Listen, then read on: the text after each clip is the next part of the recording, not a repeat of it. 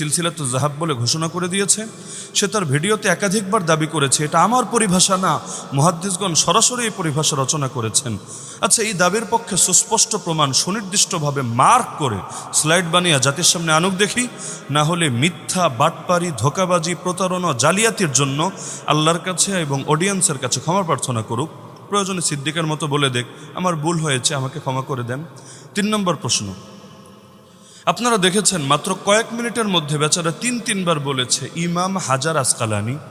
এই জন্য ইমাম হাজার আসকালানি বলেন। আচ্ছা, ইমাম হাজারটাকে, হাজার মানে তো পাথর, সে কি পাথরকে ইমাম মানা শুরু করেছে নাকি? যেমন অনেকে পাথরকে দেবতা পর্যন্ত মানে। আমরা তো ইবনে হাজারকে চিনি, ইমাম হাজারকে চিনি না। 3বার যার নাম উচ্চারণ করলো তার পরিচয় তো তার দেওয়া উচিত। পাশাপাশি ইবনে কাইয়িম জাওজাইর পরিচয় তার দেওয়া লাগবে। আমরা জাওজি ও জাওজিয়া নামে ব্যক্তি চিনলেও ইবনে কাইয়িম জাওজাউই